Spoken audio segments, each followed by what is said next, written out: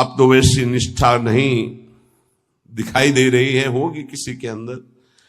पहले महापुरुषों में देखा, जैसे श्री चतुर्भुजदास जी महाराज जो सेवक जी के मित्र थे, अगर जिस गांव में गए वहां अगर वैष्णव नहीं है कंठी तिलकधारी, तो उस गांव के कुएं का पानी भी नहीं पिएंगे, ऐसी निष्ठा रखते थे। यहां एक भी वैष्णव नगर में नहीं थे। नगर क्या है, ये भूतों का डेरा है। फिर जहां भगवान का भक्त नहीं, भगवान का भजन नहीं, नाम कीर्तन नहीं, उस नगर का पानी नहीं पीते थे। ये उनके चरित्र में आया है। बहुत पवित्रता का निर्वाह महापुरुष जन भजन के लिए करते थे।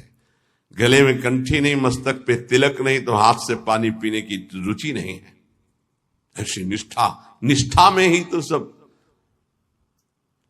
इसी निष्ठा का प्रभाव दैवी शक्ति को भी परास्त कर दिया।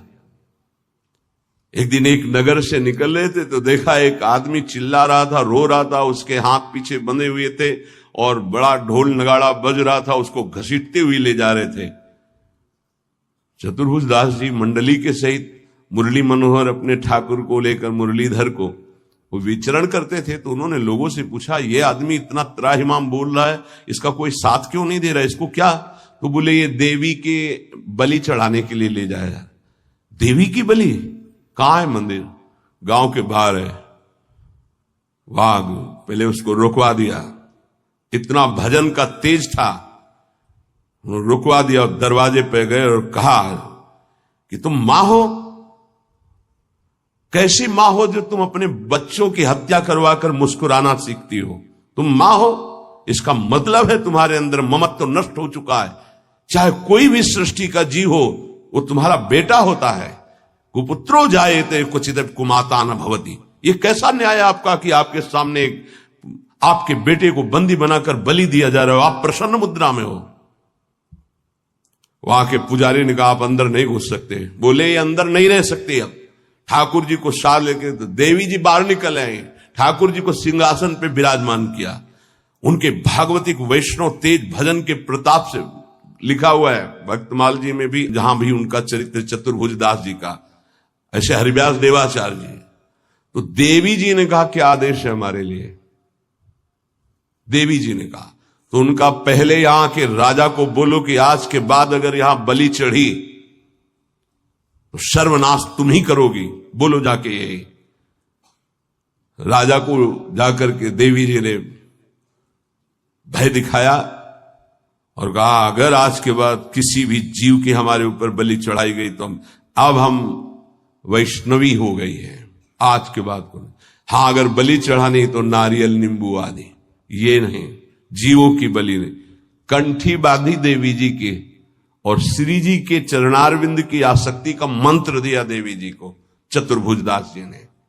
ठाकुर मुरलीधर को वहां विराजमान करके नाम कीर्तन बंद करा दी, प्रथा मुक्त करवा दिया। जो बलि की लीला है, नाम बल, भजन बल। यदि आप प्रभु का आश्रय नहीं लिए, नाम जप नहीं कर रहे, तो यही शरीर, इंद्रियां, मन, बुद्धि, पद, योग्यता, अधिकार, धन, जमीन, ये तुम्हारे तन को मलिन, मन को मलिन, स्वभाव को मलिन और अगला जन्म निश्चित। जैसे कोई कहता है हम तो पिछले जन्म को मानते नहीं, अगले जन्म को मानते ही नहीं, तो तुम्हारे मानने न मानने से सृष्टि चल रही क्या? कि तुम मानोगे तो सृष्टि चलेगी, नहीं तो बंद हो जाए। हम मानते नहीं सूर्योदय होता है तो सूर्योदय बंद हो जाएगा क्या? तुम्हारे मानने ना मानने से क्या ईश्वर का संविधान और शासन आंख मूंदने से टल जाएगा क्या? तुम्हारे ऐसा कहने से टल जाएगा क्या?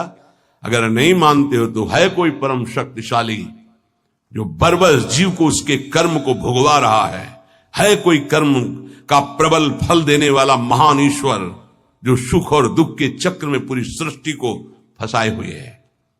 उसी से मुक्त होने के लिए वही है एकमात्र जिसका आश्रय ले लो। भक्त को भगवान के स्वरूप का ज्ञान, भगवान का दर्शन, भगवान के साथ खेल खेलने का सौभाग्य, तीन बातें जो प्राप्त होती है ये ज्ञानी को नहीं प्राप्त होती है। भगवान के प्रेम स्वरूप, भगवान का दर्शन, संभाषण और भगवान के साथ खेलना, ये नहीं। ये बड़ी दुर्लभ बात भक्ति से प्राप्त होती, इसलिए सर्वोपरि भक्ति।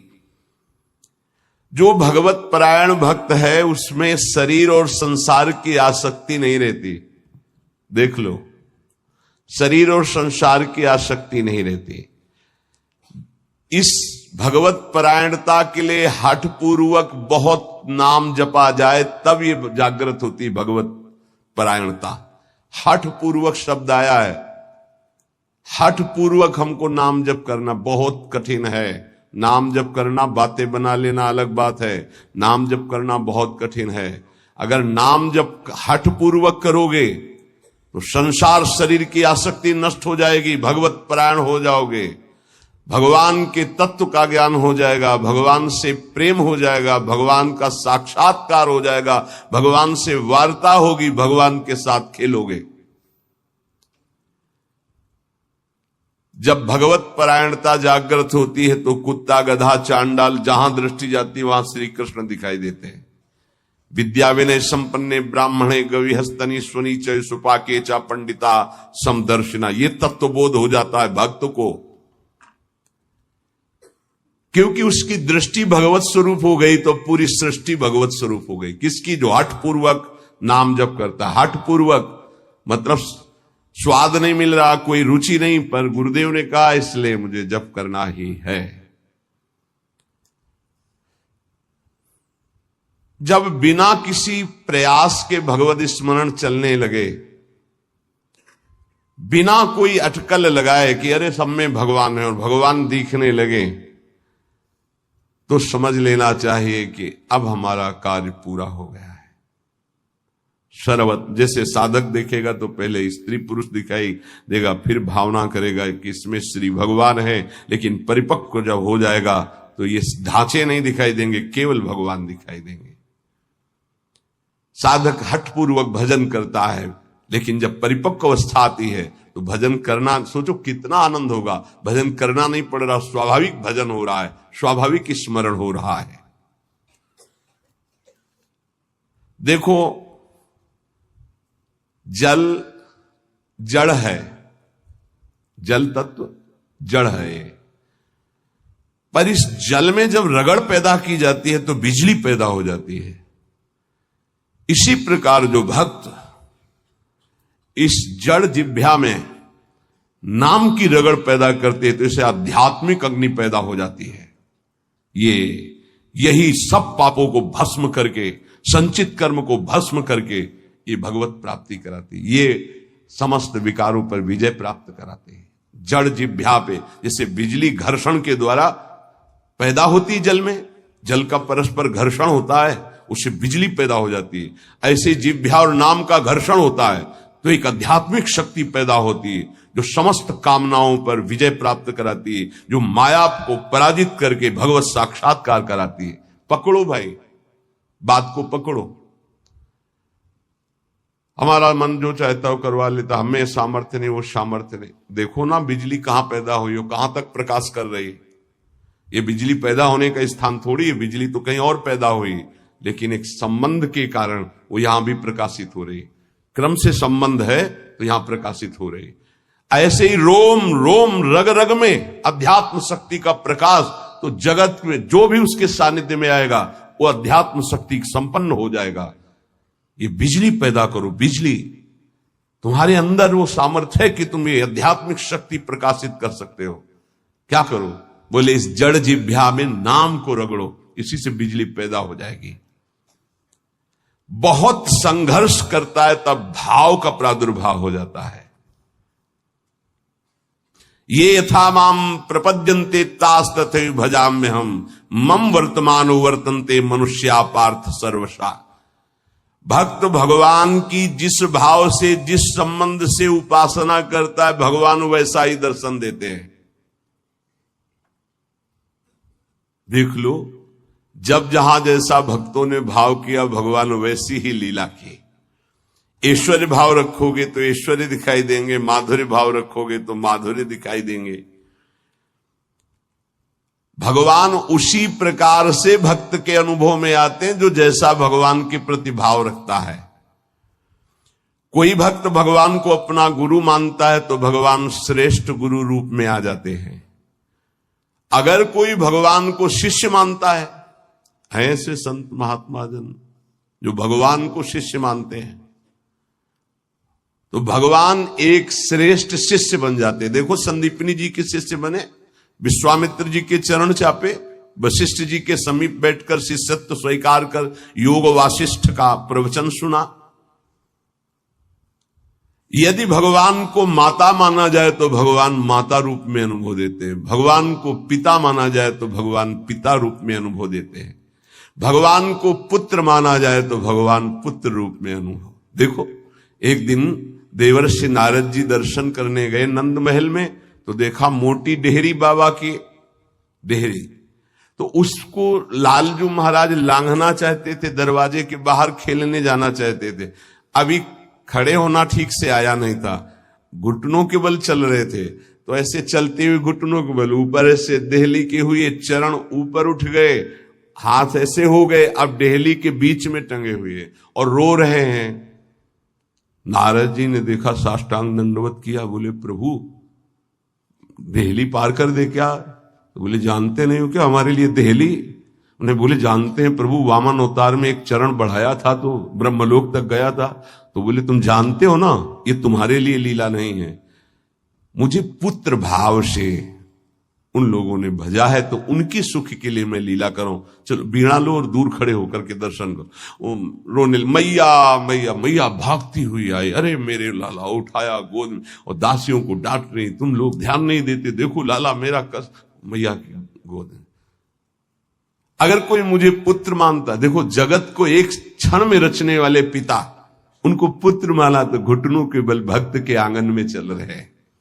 जगत का भरण पोषण करने वाले प्रभु का भरण पोषण यशोदा मैया के वक्षा स्थल के दुग्ध से होता है। कैसा भाव का खेल है ये, बड़ा सुंदर स्वरूप है। जब यशोदा मैया छड़ी लेकर, बहुत उपद्रवी हो गया है, लालू महाराज ने देखा आज तो पिटेंगे, मैया आवेश में है, ऐसे दोनों हाथ से ऐसे, तो पूरा काजल गाल में, कितनी सुंदर शोभा, विशाल नेत्र है ना, एक बूंद आंसू नहीं, और रोते जा रहे, मैया की तरफ भयचकित देख रहे हैं, दया आ जाए छड़ी ना।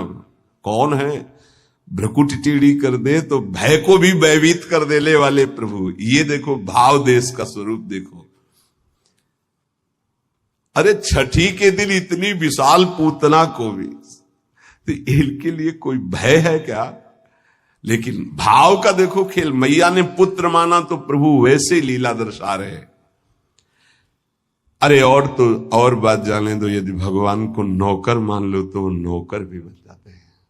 वो कह रहे हैं कि नौकर बनू हजाम। कैसे अद्भुत! त्रिलोचन जी के यहाँ, एकनाथ जी के यहाँ श्रीखंडिया के रूप में, माधवदास बाबा के यहाँ स्वयं जगन्नाथ जी सेवक ही बने हुए तो लगे ही। ये ऐसे भगवान से यदि अपनापन करके कोई भाव कर लो, वो आपको अनुभव कराएंगे। सच्ची कहते तुम पहचान नहीं पा रहे, रोज तुमसे मिलता है वो, हर क्षण तुमको देखता है क्योंकि तुम भक्त हो उनके, लेकिन तुम्हारे अंदर वो दृष्टि नहीं है इसलिए नहीं देख पाते। तो रोज मिलता है छलिया, वो रोज मिलता है वेश बदल कर। इसीलिए हर समय सावधान रहो, पता नहीं किस रूप में मेरा प्रीतम आकर के कहीं चूक ना हो जाए। त्रिलोचन जी के हृदय में था कोई ऐसा साधु सेवी मिले, क्योंकि मुझे इतना समय नहीं मिलता कि मैं संतों के पास बैठूं, उनके मन की बात पूछूं, फिर वैसा उनकी सेवा करूं। व्यवस्था सब हो जाएगी, कोई ऐसा नौकर में। भक्त के अंदर की कोई भी इच्छा भगवान अधूरी नहीं छोड़ते। मुझे कोई नौकर रख ले, 14 वर्ष की अवस्था, नौ किशोर अवस्था, मलिन वस्त्र धारण किए हुए, फटे पुराने, ऐसे जैसे नौकर धारण करते हैं, सामने से निकले।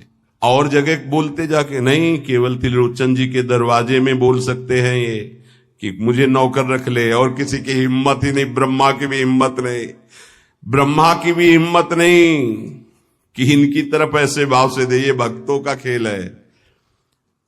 त्रिलोचन जी आओ आओ, हमें तो जरूरत है एक नौकर की, बस संत सेवा करवाने के लिए। आप क्या कर लेते हो? बोले बचपन से अनाथ हूं, मेरा कोई है नहीं, न माता न पिता न परिवार। तो झूठ भी नहीं बोल रहे, इनका कोई है ही नहीं, यही सब है तो इनका कौन है। बड़ा विचित्र खेल। भगवान शंकर का ब्याह हो रहा है तो शाखोच्चार बुलवाया जाता है, पीढ़ी के कुल परंपरागत। कहा गया हाँ आप अपने पिता का नाम लीजिए। भगवान शंकर ने कहा हम किसका नाम ले पिता के रूप में। चलो, ब्रह्मा जी की भ्रकुट से रुद्रावतार होता है, उनका ब्रह्मा जी, पिता ब्रह्मा और पितामह अभेद है हरि और हर। पर चलो, भगवान हरि की नाभि कमल से ब्रह्मा जी की भ्रकुट से रुद्रावतार, तो कहा हरि। प्रपितामह बोले शंकर। बाप बाबा के बाप बाबा है, उनके आगे कोई है नहीं तो क्या बोलो, प्रपितामह में शंकर को बोलो। नहीं, वो तो पहले बुलवाया है ना आपने, तो बोले पहले भी हम है, बाद में भी हम है, बीच में भी हम है। ये हैं इनका, तो इनकी हर बात सत्य होती है। कह रहे हैं कि मैं अनाथ हूं, क्यों? ये सबके दीनानाथ है, इनका नाथ कौन हो सकता है? मेरे परिवार में कोई नहीं है, क्योंकि यही सबके परिवार है, इनका परिवार कब? चराचर जगत वही खुद बने हुए हैं। मेरे माता पिता नहीं, क्योंकि सबके माता पिता है। अच्छा, तो बचपन से हमको सेवा में बड़ी प्रवीणता है, हर कला हमको आती, पर साधु सेवा विशेष हमें रुचिकर है। अच्छा, तो तुम भोजन बना लेते हो? बोले एक बार बनवा दो, अगर संत अंगुली न चाटे तो बताना, इतना सुंदर। तो फीस क्या लोगे? पेमेंट क्या है आपकी? पेमेंट तो हम पैसे तो लेते नहीं, हमारी रुचि नहीं रहती पैसे में। लक्ष्मी जी चरण चापती, भगवान उधर नहीं देखते। नहीं तो आप कुछ तो होगी। बोले हाँ, थोड़ा भोजन ज्यादा पाते हैं हम। जितना हम भोजन पाएंगे तुम्हारी पत्नी पीसेगी, उसी के हाथ का पीसा पाएंगे, वही हमारे लिए बनाएगी। और 1000 संत आ जाएंगे, उनकी व्यवस्था हम करेंगे, तुम निश्चिंत रहो, कभी शिकायत नहीं मिलेगी। पत्नी से कहा समस्या का समाधान तुम ही हो। तो उनका कितना, आधा किलो आटे की रोटी पाएंगे।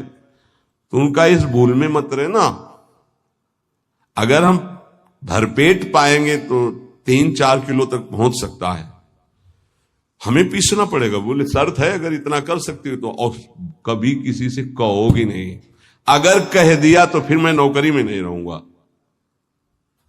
त्रिलोचन जी ने पत्नी से कहा बहुत सेवा की भावना हमारे अंदर थी, ये पुष्ट हो जाएगी इससे, तुम इतना स्वीकार कर लो। ठीक है, दोनों टाइम का भोजन हम बना के पीस के तुम्हें पवाएंगी, और तुम संत सेवा।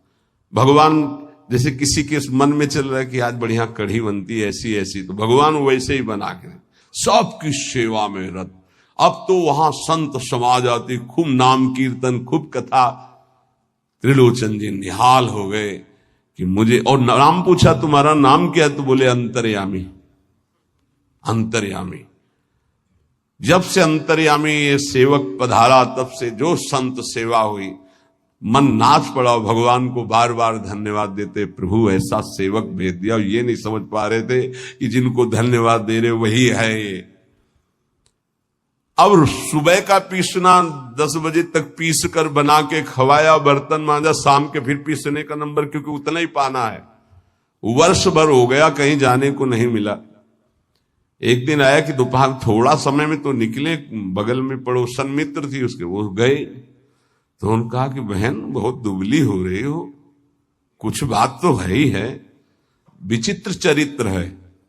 वो यही कहेंगे, कहना नहीं किसी से, पूरी बात ऐसे फैल जाएगी, क्योंकि महाराज ये स्वभाव रखा गया है। महाराज युधिष्ठिर जी ने ये शाप दे दिया था। जब सबको अर्घ दान दिया जा रहा था, तो माता कुंती ने कहा कि बेटा कर्ण को भी अर्घ दान दे दीजिए, जो पित्त तर्पण आदि के मंत्रों द्वारा। तो उनका उसके कारण ही पूरे वंश का कौरवों के विनाश हो गए। अगर वो साथ न देता तो कभी हमसे युद्ध ही नहीं होता। ऐसे विपक्षी के लिए आप कैसे बोल दिए कि आप उसको पित्त तर्पण करो इस समय? माता आपकी बुद्धि कैसा निर्णय कर रही है? ऐसे धूर्त को तुम कह रहे हो कि मैं, जो द्रौपदी के लिए गंदे वचन बोला, जिसके बल से बलवान होकर दुर्योधन ने युद्ध किया, न जाने क्या क्या कष्ट सहना पड़ा। तो उनका बेटा तुमसे छुपाया था एक बात है। क्या? वो तुम्हारा बड़ा भाई है। कर्ण मेरा बड़ा भाई। तब उन्होंने कहा, मां अगर तुम इतना कह देती तो मैं पैर छूकर जे ही उसके सामने झुकता तो पूरा बच जाता, राज समाज नहीं मारा जाता, क्योंकि उसी के बल से दुर्योधन बलवान होकर लड़ रहा था। हमें कोई वैर होता ही नहीं। जब कर्ण को हम अपना राज्य दे देते तो दुर्योधन का मित्र ही था, कोई झगड़ा ही नहीं होता। मां ये बात पहले क्यों नहीं बताई? आज से मैं शाप देता हूं, कोई भी विशेष गुप्त बात माताओं के हृदय में न टिके। संसारिक बात की क्षमता को सह पाना कोई महाभागवत की ही बात है। तो उन्होंने कहा कि कहना नहीं। मैं बोले, दीदी तुम विश्वास मानो, कभी कहा है हमने? बोले, एक नौकर आया है, बस कहना नहीं। बोले, नहीं किसी से नहीं। एक नौकर आया है, वो बहुत सेवा करता है पर खाता बहुत है, और उसको बना बना के हम ही को खवाना होता है, इसलिए हम दुबली भी हो गए तुमसे मिलने